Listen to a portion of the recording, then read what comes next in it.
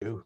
And I'm sure it'll be incredibly beneficial to our students as well. And some faculty, which I see Bill and Philippe. We have quite a few of our faculty here to listen to you as well. So thank you for being here. Thank you for having me. I appreciate it.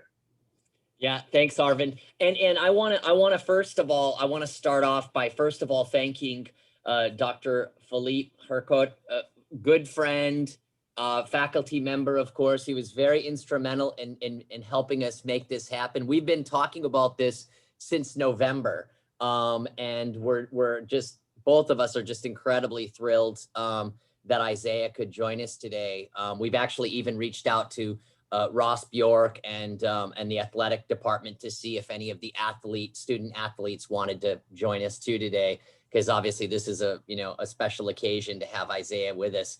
But let me just start off by introducing Isaiah. So today we've got with us Isaiah Kacyvenski. I mean, it's a real honor to have you, Isaiah.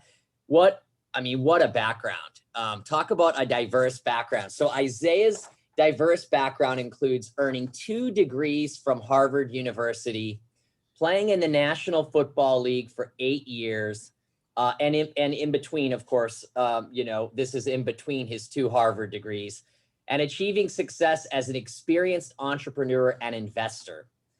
Kacyvenski is currently a founder and managing partner at Will Ventures, a venture capital investment fund focused on sports technology and the massive adjacent market opportunities that it opens up: human performance, health and wellness, digital media, esports, and more. Isaiah is also founder of the Sports Innovation Lab, a leading market research and advisory firm delivering insights on the intersection of sports and technology. Isaiah is also an individual investor and advisor to over 25 companies in technology, sports, biotech, consumer, media, and sports medicine. Isaiah also has 7 technology patents to his name. He serves as a fellow at the Harvard Innovation Lab. Isaiah was also the subject of an NFL Films profile about his rise from poverty to the NFL that received an Emmy nomination for Outstanding Long Feature. And I believe, Philippe, that was the short video clip that we included in the email that you all got. And I hope you had a chance to see that, because I can tell you firsthand, man, when Philippe sent that over to me, I got the goosebumps. I had like tears. It was powerful stuff. Thank you. He was also featured on Oprah Winfrey Show titled "Why They Beat the Odds." Isaiah holds a cum laude pre-med bachelor degree from Harvard University and an MBA from Harvard Business School. Without further ado, welcome Isaiah to Mays Business School, Texas A&M University. It's great to have you here.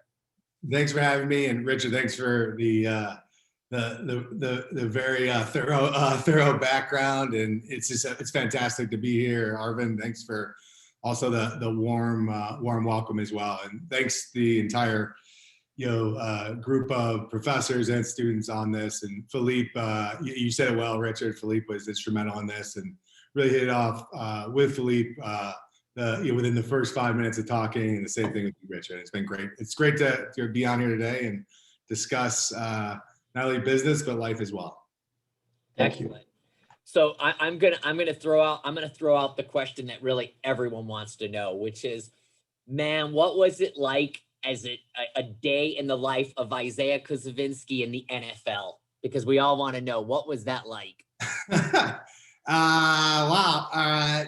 For me, I think I'd always, when I was 9 years old, had that dream, having that butterflies in the stomach. I was just wanting to play in the NFL, and, wishing and hoping, and, fast forwarding, all the way to then, being drafted by the Seahawks in 2000 and, retiring in 2008. But during that entire time in the NFL, I never let go of what it felt like to be that 9-year-old kid. And,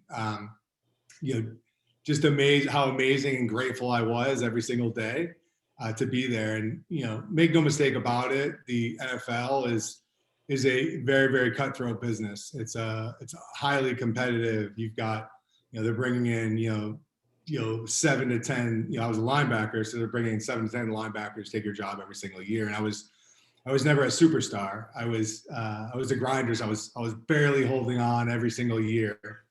And all of those things added up, from the stress to, kind of being there, of saying, hey, I made it.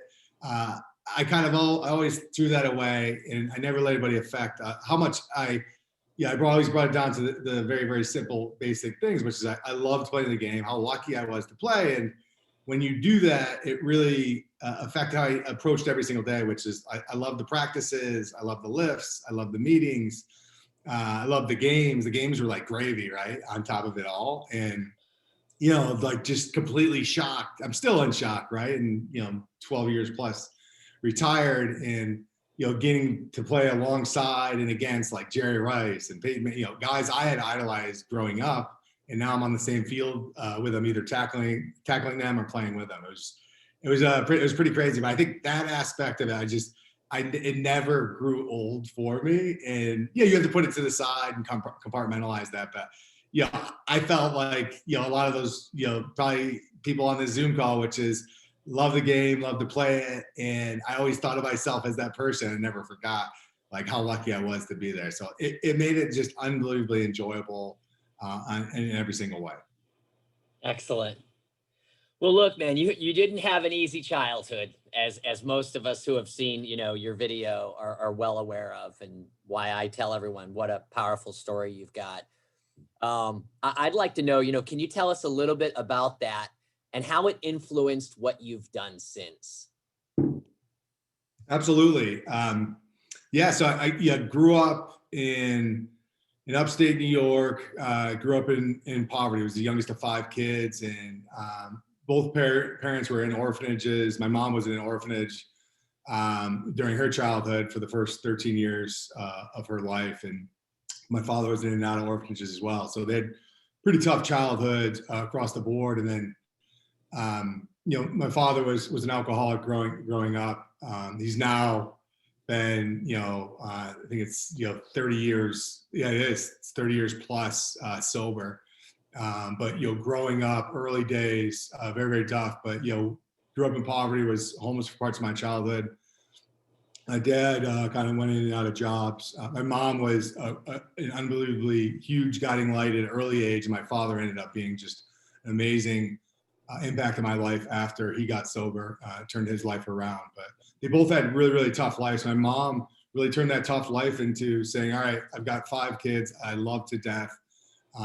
And I want to, really help them achieve and put them in the best position to be successful. And my mom ended up being diagnosed with dyslexia later on in her life. And she failed 3 grades growing up. So she was over 20 years old when she got out of high school, and no one understood why she couldn't take on information. But she knew after all of that, being, kind of ridiculed growing up and just having an unbelievably tough childhood, she had 2 people early on in her life that really guided her. There were two nuns in an orphanage in New York inside of this conference, and they really taught her the importance and loved her, right? So this you kind of, reciprocation of that and how meaningful it was in her life. She was able to then take that and really, really, hold on to that with, besides all the kind of tough stuff that happened in her life.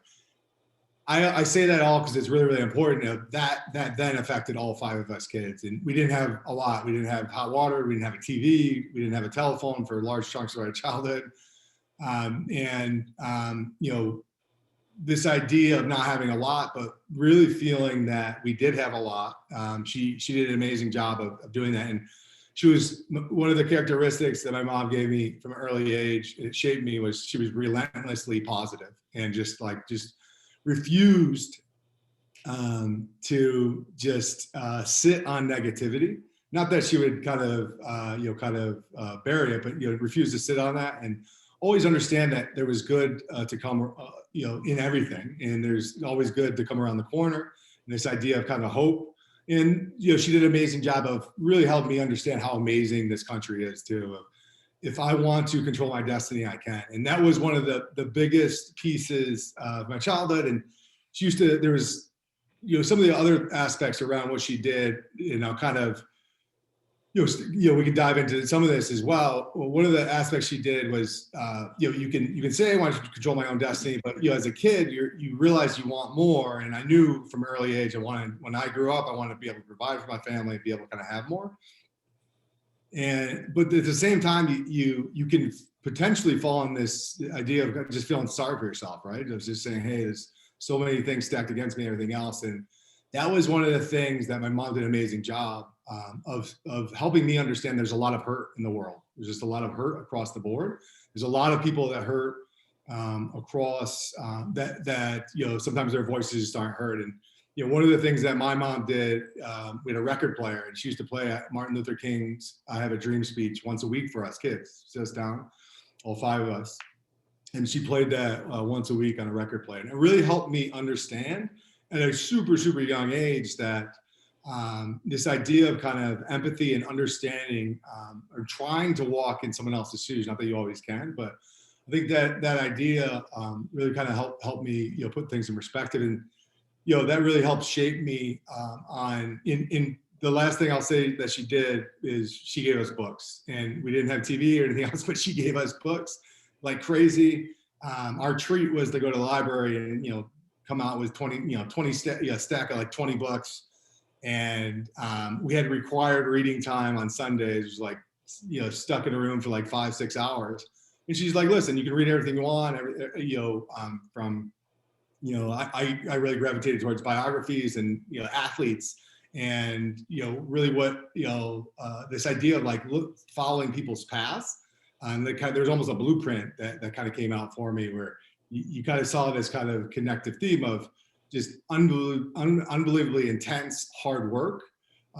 Does not kind of make everything, all the risks go away, but it really puts you in the best position to not have regret and, potentially achieve. And that's where, kind of all those things coming together really kind of help shape, A, or kind of early on how I looked at the world, and B, kind of how I want to kind of put together, and, finding football and, at 9 years old, and then, finding out I was pretty good at hitting people. It was a good way to get out aggression as a little kid, and starting on the playground, and, hearing my first Super Bowl on the radio.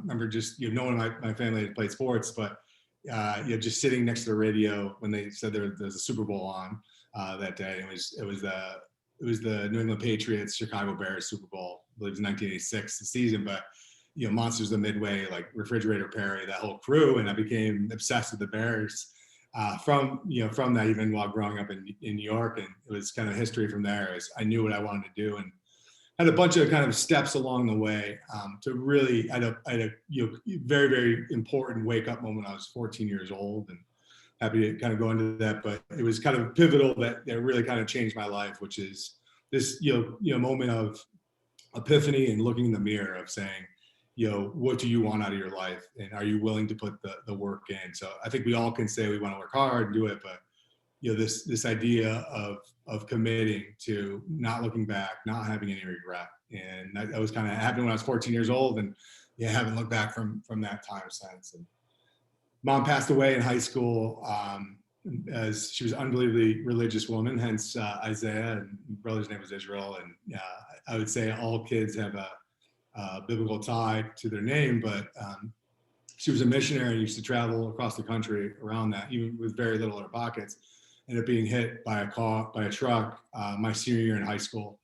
Was unbelievably devastating for me, but really never let go of all those learnings. Even all these years have kind of gone by, never let go of those learnings that she gave me along the way. And in that moment, for someone that important in my life to pass away, still took the learnings that she gave me and composed myself. Obviously grieved, but composed myself to go back with even more resolve, and just find a way and not look back, not have regrets, and do the most out of this opportunity of growing up in this country, the most I possibly could. And again, I'll go back to it. It's not that you're going to work hard and everything's going to work out. I knew that at a young age. So I was, kind of willing to accept whatever came, but I wasn't willing to accept not working my extreme hardest. And kind of, I know there's a long diatribe, but I think it points to where how I grew up, and then how I got shaped early on, and then really pointed me in the right direction. And did not necessarily think I was going to end up at Harvard. I always say the last place in the world I ever thought I would have ended up. Yeah, actually, that actually brings me to my second question, which is, how did you end up in Harvard, and what are some of the things from your time there that have stayed with you?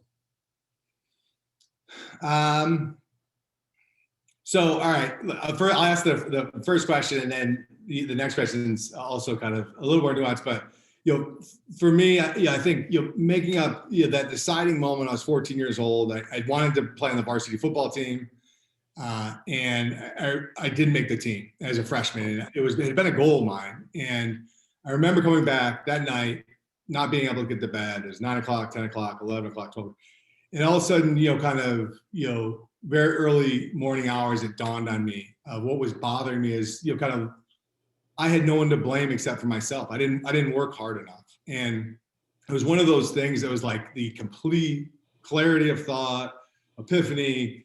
And I woke up the next morning and realized, all right, it's like Scrooge, and it's still Christmas morning. You still have time, kind of change a path. That's why I always kind of talk about kind of that aspect of it. And I think it was really, really important. Like, I still had time. I was, 14. I think it's kind of like even crazy to kind of think about, but like being 14 and have that, and then it really changed. I made a sign that said, let no one outwork you today, and put that on my ceiling, and really listened to, and really kind of lived a life that was really focused around that.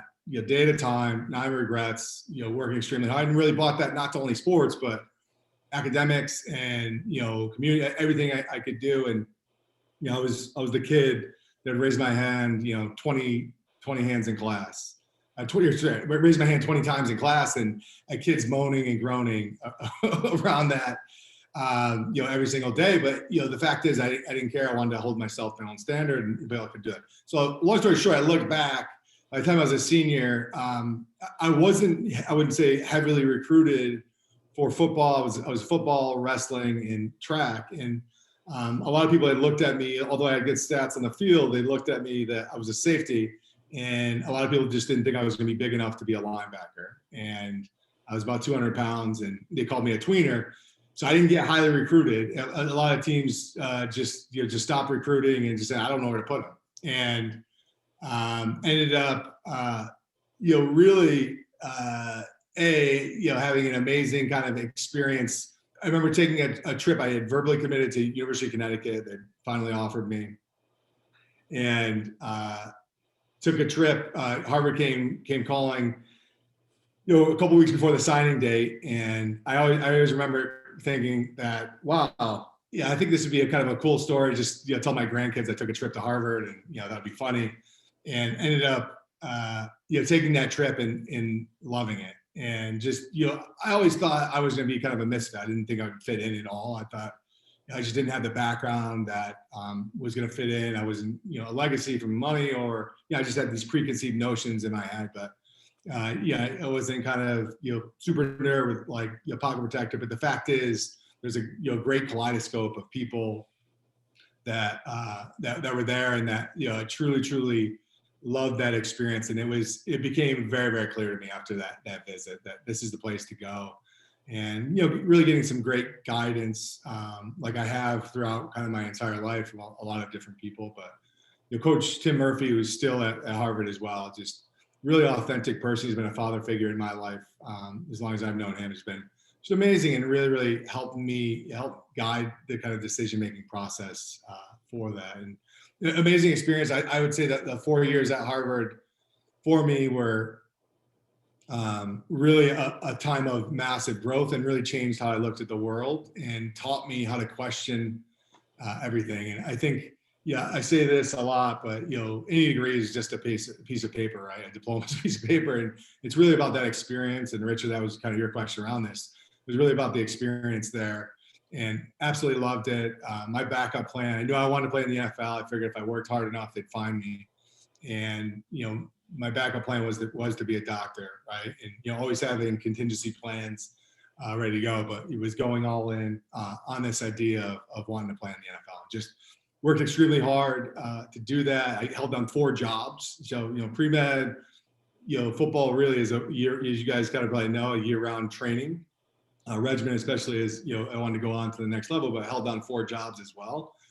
Doing that because there wasn't any money coming from home. My father, who is now sober, was a janitor, and my senior year of high school was making $8,000 a year as a janitor, so there was no money coming from home around that. So just being able to kind of live and function and get a lot of help along the way. I had amazing people, even there internally at Harvard, that worked in facilities and everything else that I've stayed close to since. It's just were unbelievably important to me. They knew, I was struggling in a lot of different ways, and have some pretty amazing stories around that. But it was great to have that experience, and then kind of put the faith in the NFL process of like, if I work hard enough and I hit metrics that are going to be meaningful, they're going to find me. And that's what I did, and that's what ended up happening. It happened in a little bit of a roundabout way, but because I wasn't invited to the NFL Combine, but it's a whole separate story in and of itself on how that happened to be kind of, be drafted in the 4th round without being invited to the NFL Combine. Yeah, that's pretty impressive. Certainly, for people that know a little bit about that process, that's impressive stuff. I'm curious. So you are a self-described grinder in the NFL. What allowed you to thrive and have a long career? I think it's a lot of things that I kind of talked about the day in the life, even kind of starting out. I think it's one of the things that,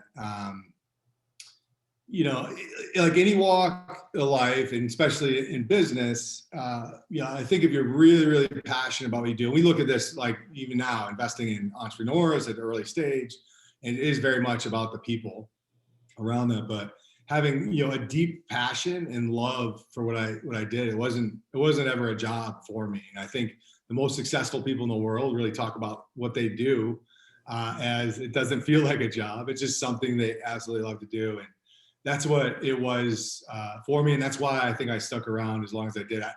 I would say I didn't have like the crazy physical characteristics that I was in kind of a freak of nature.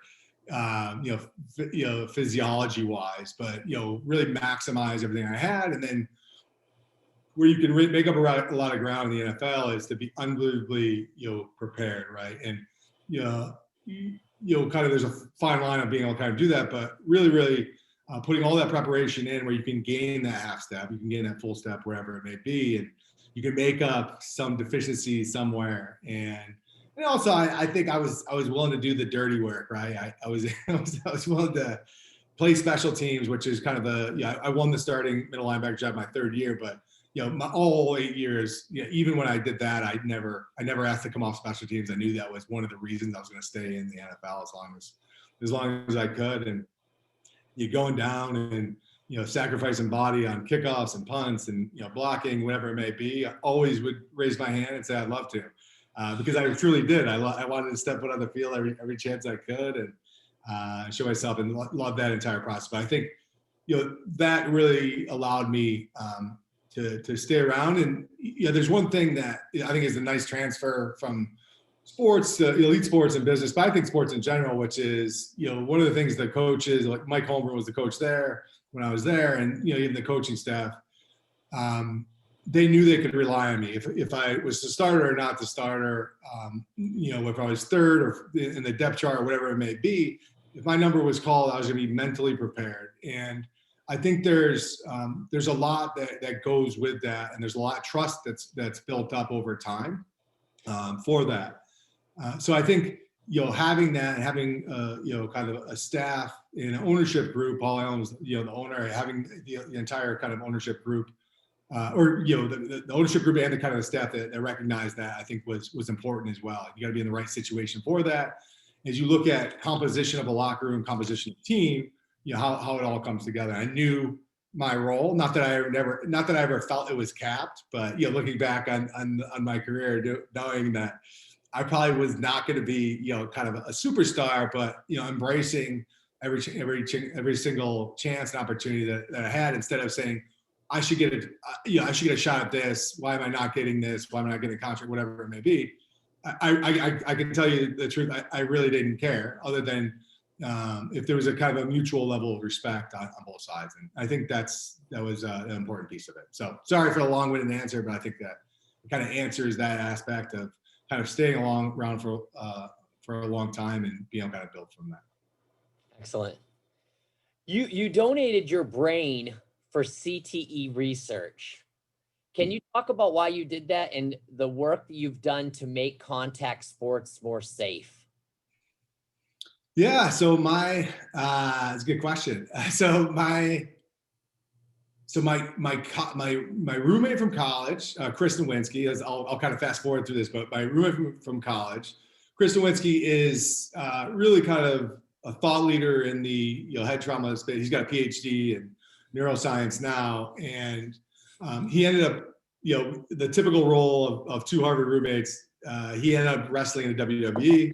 I ended up playing in the NFL, and his stage name in the WWE, he was like a heel. He was like a bad guy. His stage name was Chris Harvard, and he played this character. Vince McMahon had kind of dreamt up this character with him of playing this snooty kid from Harvard that looked down on everyone, right? And he played it like so well. Like, he was not like that at all, but you have to play this heel character, this bad guy around them. So I'll fast forward. He was there. I think it was in his third year, and ended up having a wicked concussion. Being drop kicked off a ladder or something like that. And long story short, he's unbelievably intelligent, massive human being, but really went through this process after having that concussion, not having a real kind of set amount of plans and information and resources, and really went on this path to really being an advocate for research in the space and looking at what happens over time for repetitive head trauma. That had really been kind of a corner cases for career boxers and rodeo clowns. Like, no lie, right? So kind of they had this what CTE, kind of look back in like the early literature, that was really where it was found. They thought it was just like this corner cases, right? So long story short, he ended up being a big advocate. He's got a nonprofit, which I sat on the board for a long time, Concussion Legacy Foundation. And when he went out to look at this and do the research, you start to look at growing a body of research, starting to look at CTE over time, and needing brains really to kind of look at it over time. So he had this idea around that living brain donor registry, and had to put some thought into it around around kind of what I want to do kind of after death, right? And for a game I love so much, but really knowing I have two kids as well, and wanting to have the game as safe as it possibly can, really it kind of came from that. And I look at myself too. I'm an organ donor across the board. Why not do the same thing with my brain as well? Kind of look at postmortem. So one of the first people was the first person to do that in the living brain donor registry, and kind of the rest is history. But that intimate relationship with him, over the years, having been roommates, and how passionate he was about that journey. That's kind of what led to that. And I'm passionate around. I love the game of football. I love everything about it, and I am passionate around making it as safe as possible. Excellent. Well, I think probably everyone's a bit curious. How did you get into the sports technology and innovation space? So, well, this is I won't go through the whole story, but I can kind of summarize it in a way that will make sense for everybody. So, having gone through in pre-med undergrad and getting drafted, I was handed a check that first day I was handed a signing bonus of my first day of signing in Seattle, and I remember getting a check. It was $275,000, and I remember thinking, "Oh my God, I literally know nothing." I was always, kind of a science, kind of physics and chemistry, and if any of those people have kind of read the book Rich Dad Poor Dad, it was this idea of like not exposed personally, and did not study it per se. And it kind of all hit me. And one of the things that I did know I don't think the idea is like hand this off to someone and have them figure it out, right? I'm still, young. I was like, all right, I can actually, for the first time in my life, I'll have free time. I'll have an off season. I'll have time to do a variety of things. And I really put it on myself to learn everything I could around the public markets, private markets, really learning from the ground up, talk to as many people as I could, and, really kind of read as many books as I could, kind of along the way, trying to gather this, and did that for 3 years, and then started investing. I wanted to angel invest, and started angel investing over 17 years ago. So in 2003, started investing, and really what I would do is, invest, and then, spend my off seasons embedded into those companies. And I think, that was a awesome way to learn, not only kind of put dollars to work. I was a lone wolf, right? I think this is a little more in vogue now, of wanting to learn, investing in people, and then really sitting as a fly on the wall and understanding how to take a concept, bring it to commercialization, how they interacted with larger investors, kind of dance around really being able to do that, but also this true respect for the entrepreneur themselves, of how difficult it is, but also the parallels that I saw in football of putting a team together and going to execute things. Not are not always going to be perfect, being able to kind of figure out a way as well. And that was some of the things that I was really kind of drawn to. And then kind of fast forward, by the time I retired, I decided not to go to medical school, right? And I know you said I got my MBA from Harvard Business School. That was a great way for me to truly get a formal base of knowledge. Everything I had learned by the time in 2008 I retired is really kind of, from the ground up, right? I want to kind of put a formal base of knowledge, go to business school, get an MBA. And also, I didn't know what I didn't know, right? So I needed to kind of expand my horizons and kind of learn with people I was around, whether they were from banking or consulting, whatever it may be, all walks of life. And that's what I did. I'm sure a lot of the people at Maze as well kind of probably feel the same way, which is this exchange of ideas was just an awesome acceleration of my own personal learning, and a way to kind of fully comprehend, but also understand how I could think differently, right? I could, there's kind of ways in which there's traditional kind of ways of thought, and understanding how you can start to question things that have probably been norms for a long time, which I think serves you well in a lot of different ways. So did that, and eventually, I knew I loved investing, and knew kind of eventually I wanted to start a venture capital fund, and it was kind of really continuing to invest over that time, and really having an idea, leaving business school.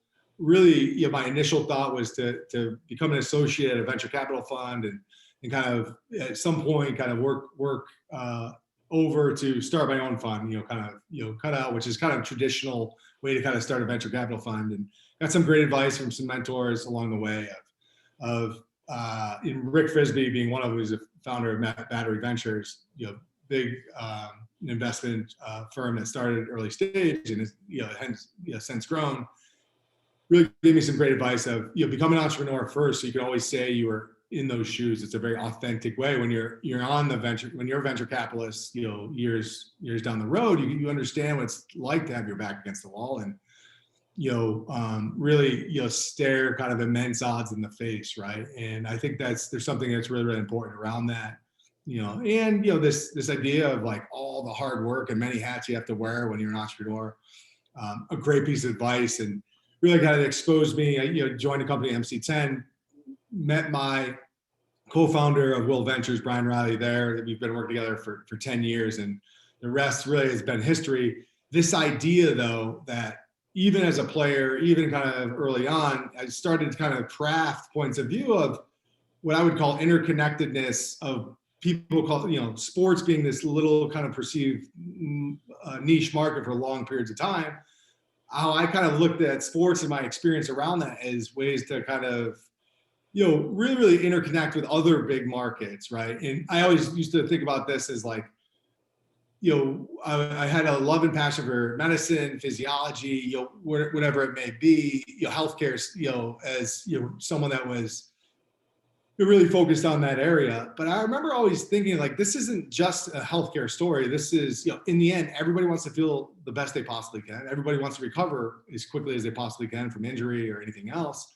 And I remember really thinking about this as like, this is truly about taking guesswork out of the way we all feel on the human performance side, and kind of thinking about how kind of the elite athlete is the logical early adopter for that, right? Their bodies, their business, they're very, very motivated around being able to kind of do that. And that was one side to start to then pull a string and then start to really think about other big markets that sports really touches as well, from digital media to IoT to esports and gaming. There's kind of rising over time, and we really crafted this thesis over a long period of time and wanted to take a research-backed approach to the space, which is, we always like to say, kind of earning the right to a point of view. But I'll kind of pause there, but that's kind of really how I got into it, and then started learning more and started learning what I wanted to be passionate about, and had some great mentors around me to really help guide me in the right direction of the things, for me, I loved about football and playing the game. How do I recreate that in different parts of my life and being able to kind of do that? How can I drive a lot of passion? One of the things I've always been passionate about is working with entrepreneurs, and just love that aspect of being in the bunker, kind of with them and being able to help build value, all those things. And it's really, really passionate. I'm I love this idea of like being able to kind of feed curiosity nonstop. And really that's a venture capitalist job, and then kind of look at patterns and pattern match and look at opportunity and take risk and calculated risk at that, right? And take out as much risk in that process as possible to completely tilt the odds in favor as well. So it's an amazing, amazing space to be in. But that's kind of, long story short, how I found what really appealed to me and what really kind of drove me as a person. So hopefully I wasn't too much in depth. No, I mean, it helped answer also my next question, which was, of course, how did the whole idea of, what led you to kind of start Will Ventures? I would do a brief follow-up to that, though, would be, so what's the mission of your organization? Yeah, so Brian and I had actually already named, when we were at the amazing company MC10 that I had talked about, we joined straight out of, I had joined straight out of business school. It was really kind of the world leader in making thin, flexible electronics. Amazing company. And, started crafting this idea around Will Ventures with Brian, really kind of understanding that there's an opportunity there. We always like to say we're sector specific in our lens, but we're generalist in kind of implementation. And it's really kind of mapping that as an opportunity. And, for us, having named Will Ventures, knowing eventually we were fully vested at MC10 and knew we wanted to go start this idea, Will Ventures speaks, the name itself. Either myself or Brian, we always get called Will, but obviously the name's not Will. And we didn't name it after ourselves. It is purely a nod to the entrepreneurs that we back, right? In the face of immense odds, the willingness to find a way, knowing it's unbelievably difficult to do. And we spend a lot of time, we've got a lot of fancy diligence and analysis that we do on markets and everything else. We really do spend a lot of time with entrepreneurs themselves. That is the core of Will Ventures. That power of human will is the core of the name.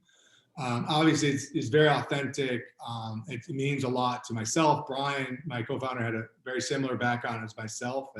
He was also a linebacker at Harvard, did not overlap with me, but kindred spirits around that.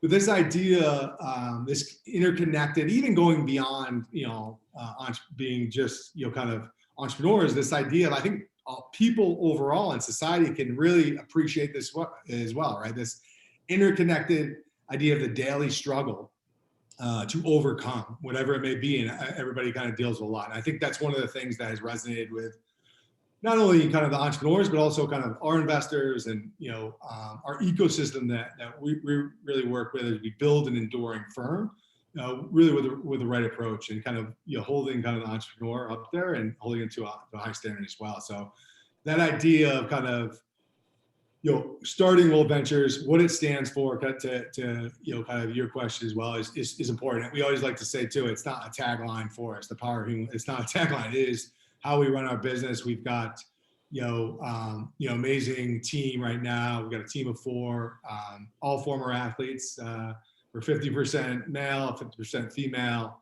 and awesome kind of organization that will continue to thrive on diversity of thought, diversity of perspective. I always think that that is always one of the things that's going to be really, really important. And I look at this from entrepreneurs and how we run our business as well, which is meritocracy of thoughts and meritocracy of ideas, innovation, not having a hierarchy in almost every single way. The important idea of letting voices, be heard is something I've learned over time is unbelievably important for that. So, run the organization like that, really, interact with entrepreneurs like that, as well as kind of, amazing, group of investors as well. So that's kind of behind the name is kind of core to who we are. Awesome. I'm curious. So what are, Will, listen to me. I don't worry. Everybody does it. Hey, I'm curious, Isaiah. What are some of the products or companies that you've invested in and cultivated, and what kind of impact have they had?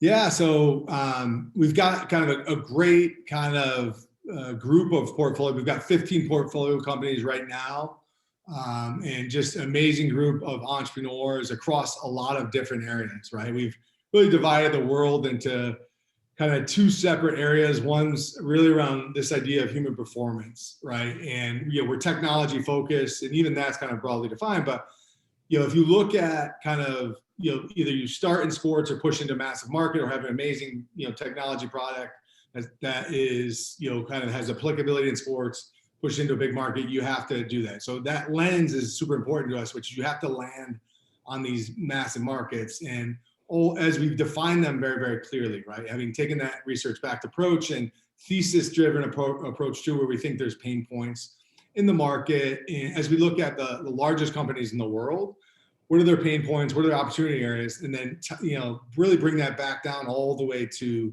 the seed level of, is this innovation and technology meaningful? Is it driving towards a true pain point? I think sometimes that's lost early on. So for us, tying that all the way back and knowing things aren't always perfect as well, but is this something that's valued by the market or will be valued by the market in pretty short order? And we've got a great list of companies around that. A company that we have, Players Health, focused on the youth sports insurance space, really looking at unique risk management.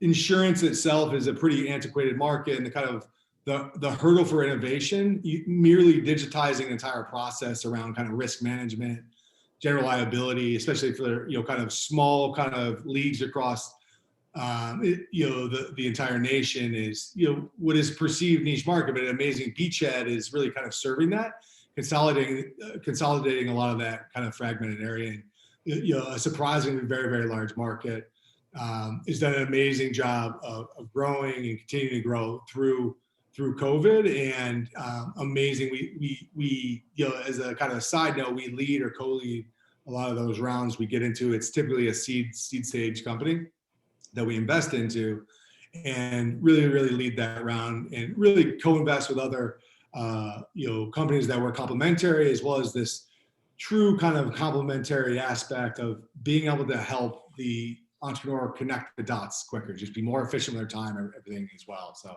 Players Health has been an amazing company, continue to grow, just got very large level of financing, a big markup for us as well. So that part's been absolutely amazing. And that's a Minnesota-based company, really where we look, and Richard, I know we've talked about this, but we really look at innovation coming from everywhere, not just Silicon Valley, not just New York, being able to kind of look everywhere around the country of where it can come from. And I think that really helps us really recognize what innovation can look like really from anywhere, right? And starting to kind of see that across the board. Next company, I'll highlight, I don't have to go through the whole portfolio, but amazing company called Armored Things, actually based here in Boston, but amazing a female CEO. She's amazing, Julie Johnson Roberts, former Harvard Business School graduate and Qualcomm Ventures, but And then, an amazing tech team that came from Carbon Black. Carbon Black was acquired by VMware for close to $2 billion. And amazing company that focused on distributed environments. So large environments from stadium to university campuses to convention centers. And this idea of kind of the beachhead for them being kind of really, connected stadiums to look at security, space utilization, and kind of density of people, obviously very, very timely if you think about kind of COVID and, the things that have happened, but, unbelievably valuable platform in and of itself as well. And it takes camera and Wi-Fi data and integrates that with a complete dashboard that integrates with existing infrastructure that's in a stadium. So you'll have this, so it's a pure kind of software play that looks at a dashboard that's created from, metrics that you're already taking as well. So unbelievably amazing company and growing like crazy. And, we'll have a large round to announce later on this year, but, all types of, from daily fantasy sports to health and wellness to connected fitness, which is, this democratization of the gym experience, but at home, right? If you think, what Peloton's done, but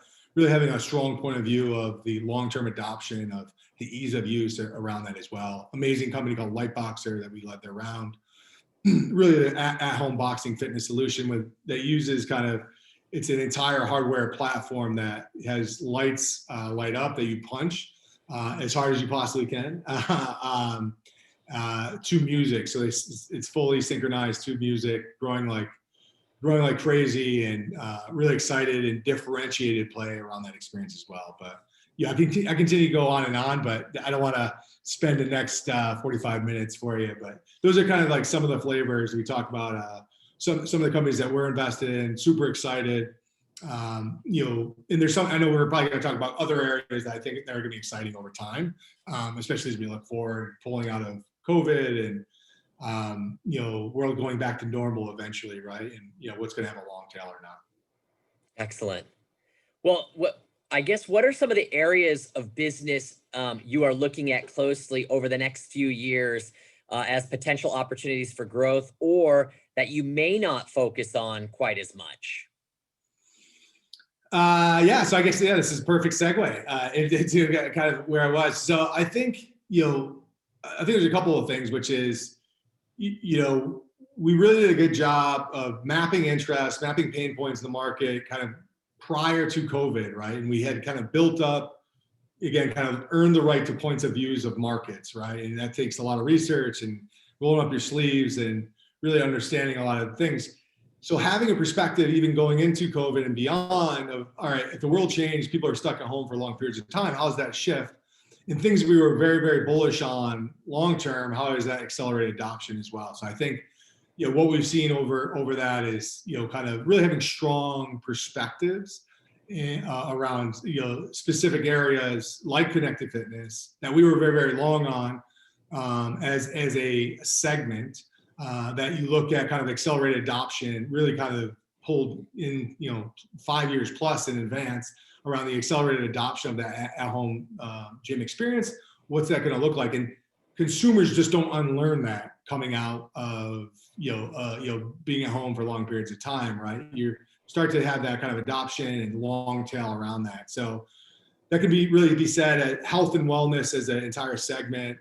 We're seeing a massive explosion in that, and it makes sense, right? We had a perspective going in around that. We continue to invest along the way, which is this idea that if you're stuck at home for long periods of time as well, you want to put yourself in the best position to feel your best. So health and wellness is a segment, really kind of spending a lot of time and being thoughtful around that. What are the areas around that, to really, really kind of take control around that? Esports and gaming, really kind of, I don't even think I need to address that. It's like long-term, and then people being kind of at home for long periods of time. That growth is really massive, as well as like, daily fantasy sports and engaging, right? Even if you can't go to a game or have large crowds at a game, this idea of people still want to engage and feel like they can. I think it's psychological as well, which is even knowing that you may not be able to go to a game, it makes you want to engage potentially more, right? And, fantasy sports is really going to see a kind of blast of innovation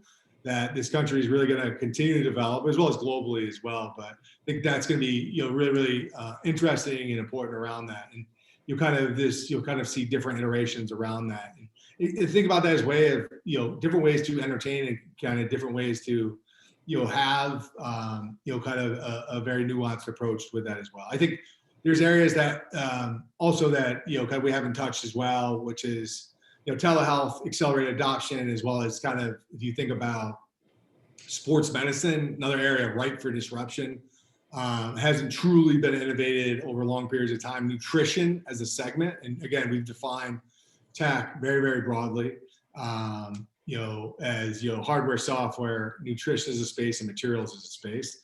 How do we look at, a nutrition kind of approach and precision nutrition at that, and the idea of the consumer being more and more informed and expecting more from companies instead of just selling something that in just marketing the crap out of it, of informing the consumer of show me why this is good for me, show me why this gets me better, and back it up with a kind of science-backed claims or science-backed approach, I should say, for that. And you're going to start to see that kind of shift over time too. But these are all kind of tips of the iceberg. There's kind of more and more that we've really looked at and are kind of really excited around. And kind of as we've kind of started to form opinions in markets, really pulling in a lot of expertise and knowledge around that, as well as kind of learning from the ground up too, right? We're always learning, we're always scanning, we're always kind of trying to figure out what innovation in the different forms it looks like earlier rather than later, right? Excellent. Well, I certainly want to make sure we give our audience some time to ask questions, but I do have one last question for you. And that is, I want to know, what advice would you give all of our MBAs, MS business students, and I'm sure there's some MS finance students, a number of students, athletes and stuff on here. What advice would you give them today? I think one of the best, it's an awesome question. I think one of the best things I could say today, I think, there's very much an individual aspect of answering this, but overall, I think really understanding, and doing kind of a self-inventory. And again, I had awesome mentors around me to help me, but really doing kind of a self-inventory of what makes me tick, right? And for example, even kind of coming out in kind of allowing myself to deconstruct the analysis I gave for football, right? I knew that was a passion, but deconstructing all those different aspects I loved in football and what I could be passionate about. And it goes back to what I said earlier. All of this is a way of kind of having a self-inventory, deconstruction around what makes you tick, and then what really motivates you as well. And this is not to sound fluffy at all. I'm telling you, it's a way to kind of really, really start to understand what you can be passionate about. Because when you are going to be passionate, it's an awesome piece of advice I got from one of my amazing friends that I'd known a long time, but he kind of was right in front of me. I was looking at, kind of opportunity and, making a jump and betting on myself, right? And, there's moments in our life we all have to say, hey, sometimes we just got to bet on ourselves, and picking those right moments are not easy or, kind of scary. But, one of my friends told me, Isaiah without passion is just like another guy, but Isaiah with passion can do anything he puts his mind to. And I don't think that's an Isaiah thing. I think that's truly anything. It was during a very, very, kind of, important decision in my life that he kind of brought that up. And I've never, let go of that. And that's probably why I've been part on everyone here, and find out what makes you passionate, and, really try to intersect that with, what you define as success, right? And everyone has different definitions of success, and there's different ways that kind of, there's different backgrounds, and there's different things that make people tick, right? Everyone's different and what motivates them. And I knew what I was motivated. You guys kind of walked through my story, but I even talk to my kids now. I grew up and I got a 17-year-old and a 14-year-old, right?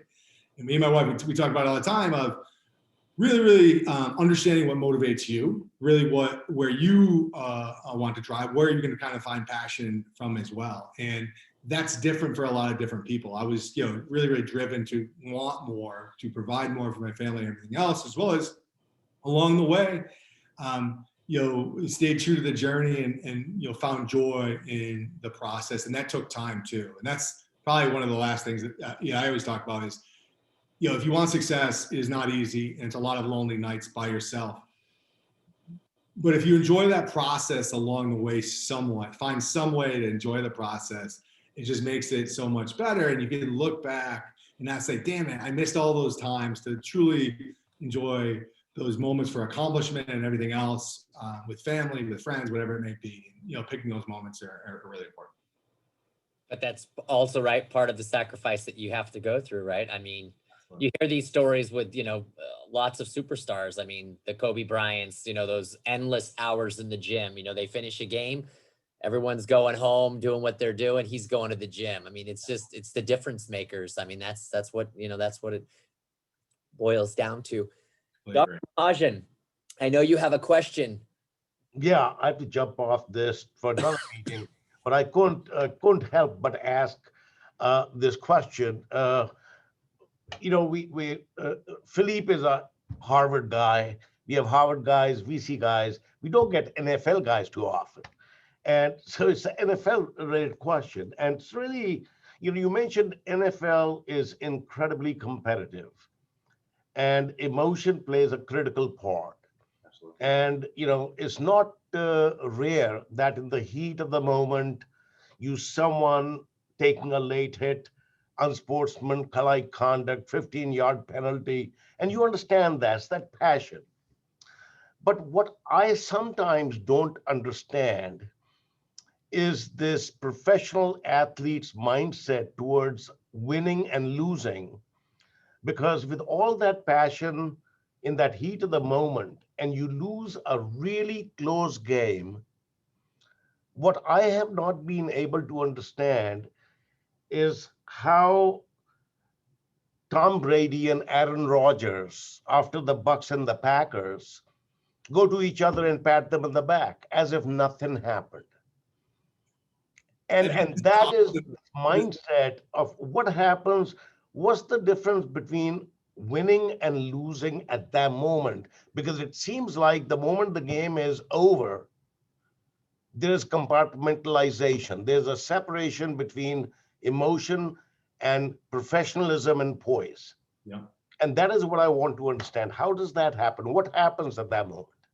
That's an awesome question. I would say this is an absolute first for me. I love it. It's good. I've always remember this question. And I'll be quick because I know you have to go, and I know everybody else is going. No, but take your time on this answer. I'm willing to be late for my next meeting. Okay, but it's an amazing question. I think one of the things that I'll boil it down to one big thing, and then I can kind of branch out. But when you see that guys battling like crazy, unbelievably intense, high level of competition. Literally kind of, fight, scratch, claw, whatever it may be, kind of putting your best effort for not only in that moment, because the world sees that, the 2.5 hours you're playing, right, on national TV, all those moments that lead up to that, right? And it's not just even that, it's even more powerful than that, right? That moment kind of time and everything else. And again, what goes into that. There's in that moment, and when the final whistle is blown, there's a complete respect for each side of what it took to get there, right? And I think, I love this as, what I always feel like there's tons of like sports being a microcosm of life across the board. I think it's truly one of the life lessons that I always think is super, super important, which is this mutual respect for how hard it is when you achieve how hard it is to get there. I don't care what area of life you're talking about, mutual respect of that, and being able to, play fair, fight as hard as you possibly can. That whistle's blown, be able to say, all right, listen, that's done. Either I did or I didn't, but either way, it doesn't matter. I want to show you respect and show your team respect by, truly recognizing, how hard it was to get there. It's a mutual thing kind of across the board. I think that really is a big driver. And you'll see that mutual respect, it's not just for football, but I think football is such an intense game. It's so stark. And I think some people, even fans, right after games, just absolutely heartbroken and frustrated. There's a kind of a feeling of it's hard to have walked in those shoes, and the countless hours each individual player took to kind of get there, and the amount of pressure and all those aspects around that.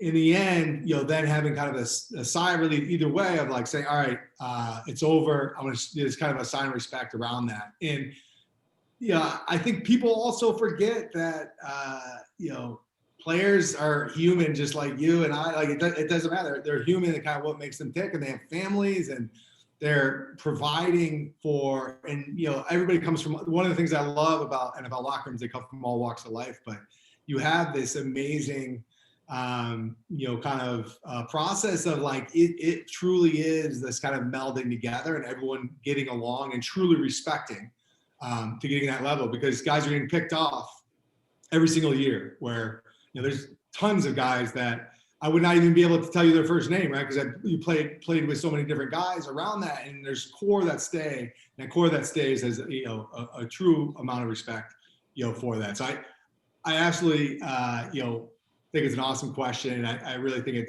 it comes down to that, and it's just kind of this letting go. Not that they're okay or happy to lose if you're on the losing side. It's just that this idea of kind of where we started, like, which is you put everything you could into this, went through an unbelievable kind of, especially when you lose the pinnacle, right? I never understood, and I talked to my son about this. And I don't mind when people do. I just never understand it, which is I don't understand crying after a game, right? And I'm zero judgment across the board. I've never understood it, which is if you truly look back and say I did everything I could, there's nothing left to cry about. There's nothing left to do. Now you could have maybe hope the ball bounce your way some way or another, but I just never understood that aspect of it. And I know that's not the question you asked around it, but I think it's always been interesting to me to kind of see that. And everybody's kind of different. Everybody kind of ticks in different ways, and that's kind of not throwing shade on anyone on that side. But awesome question. I really think it comes down to respect. It's kind of a long story short. No, that's a great answer. I appreciate that. Again, thank you very much for being here. Awesome.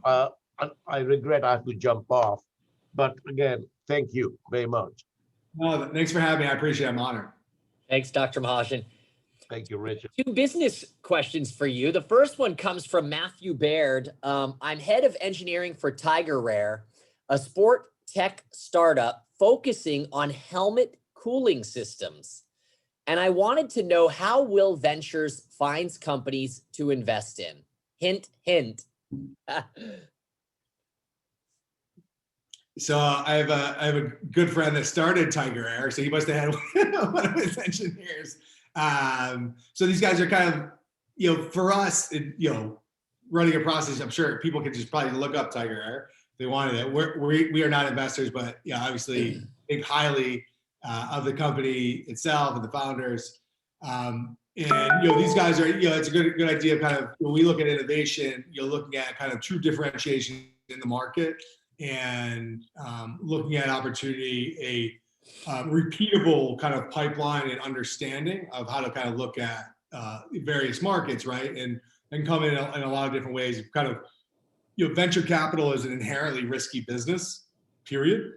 And, I talked about this before. How do you take as much risk as possible out of that by putting as much process and rigor in place? And sports has really kind of been loosely defined and been a hobbyist investing type of space for a long time, right? I want to bring that, kind of elite rigor that kind of exists in broader tech to this space with kind of high, super high, expectations, as well as this idea of kind of getting to know entrepreneurs and then kind of, great ideas. This is another thing I always kind of tell people, great ideas can come in a lot of shapes and form, right? And we are looking for kind of a venture profile, which is, where you can have an angel profile of an amazing idea into a small market, but in the end, we have a fiduciary responsibility to drive top returns and be really, really rigorous around portfolio construction and how we look at addressable markets and the aspects around that. So it has to be kind of very large size of prize that gets obviously really complex around that, but being able to, and this happens over and over, which is entrepreneur we love, space we love, that we like, but just not large enough as we look at potential opportunity exit. And you can't always be perfect around that, but we like to think that having a really, really strong point of view in those markets is important as well. Great. Another one. What advice do you have for students who seek to eventually work in a VC firm that helps promote meaningful disruption? What advice would I have someone that works at a VC firm that helps promote meaningful disruption? Like someone who's seeking eventually, who wants to do that. Oh, interesting. So a VC that's potentially, someone that wants to be a VC, or someone that wants to be a VC turned entrepreneur, because we see that a lot too. So, I think one of the biggest things for someone that wants to be a VC, there's different kind of routes that I kind of talked about earlier around that. And I think one of the biggest pieces is, really, being, relentless around, gathering information, figuring out a space you got a unique perspective on, or you can, proverbial kind of idea of like skating where the puck's going to be, right? And that's not just happen. For my perspective, that doesn't happen by luck. It really happens by gathering really, really, really strong points of view, and then understanding kind of these shifts that are subtle shifts in the market and where you want to be. And I think that really kind of comes from, I'm a huge fan of Warren Buffett, have been for a long time. And what Warren Buffett does still to this day, and everyone around him, they consume massive amounts of information every single day and dedicate a lot of time to reading all the time, right? And understanding how these interconnections of markets really, kind of come together. I say this the same thing of like, gathering points of view, understanding kind of shifts around that, and then really having long-term perspective.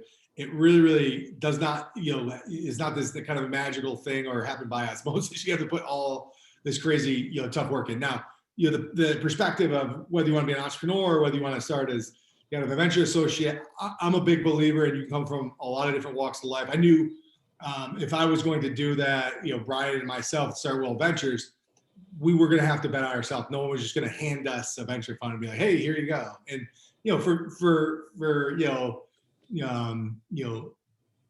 for good measure, right? Like I get it and understand it. I think all of this kind of speaks to getting points of view. Long story short, like being able to kind of see opportunity around that. And a lot of that comes from really putting all the hard work in to have that. So whether you're kind of start at kind of a venture fund and kind of learn, you have to have kind of right people around you, have right mentors around you as well.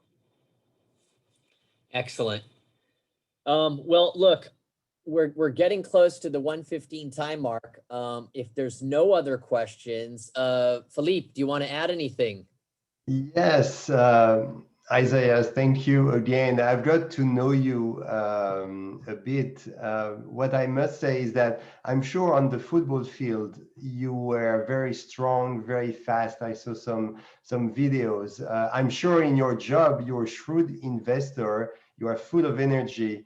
But what trumps everything for me, the more I get to know you, is your generosity, your kindness, and your humility. And the fact you are such a source of inspiration for the students, but also for me, I must say, and I'm sure for some other people here. So I want to thank you again for coming here, sharing your story, because it's definitely unique. And I look forward to developing our friendship, really. Likewise, thank you for the kind words. This has been absolutely fantastic being on here. Sorry I was long-winded at times, but I appreciate the kind words. Lucky to have met you, Philippe, and you, Richard, and now the entire kind of Aggie group here. I know there's deep pride and real kind of authentic love for Texas A&M and Aggies overall, and I'm a huge fan of that. And I'm a huge fan of as I said, kind of innovation and ideas coming from anywhere. I don't think anybody's ever cornered the market on that, and will ever corner the market. So it's been awesome, talking with you guys, and again, just love the opportunity to be able to kind of hop on and share a little of my story. And, you know, if I can be helpful for anyone as well, just let me know. Hey, Isaiah, actually, it's funny. I think Philippe, I think you and I, we're going to have to do the jersey switch, and we're going to have to get one of those cool Patagonia Will Venture vests. And we're going to have to, we're going to have to hook him up with some cool Maze, you know, MBA, you know, some swag or something. We got to do some sort of. I'm down for that. I can 100% do the switch. It's awesome. Hey man, listen, so thankful, so grateful to you for your time. What a story. You know, and I'm so happy that, you know, a number of our students were able to join us, faculty, staff were able to join us today for this, and know that we're always at your beck and call if you need anything, or if you want our help with anything. So really appreciate it. Thank you. Thanks for having me on again. And if I can ever be of help, if anybody else has another question, you can feel free to send them my way as well. Excellent. Thanks. Go Pats. Appreciate it. Enjoy the Super Bowl this weekend. And no, don't go Pats. Go Hawks. Good, my friend. See ya. Bye-bye. Thank Thanks, you. everyone. Thank you, Isaiah. Thank you, Richard. You bet. Thanks, Philippe.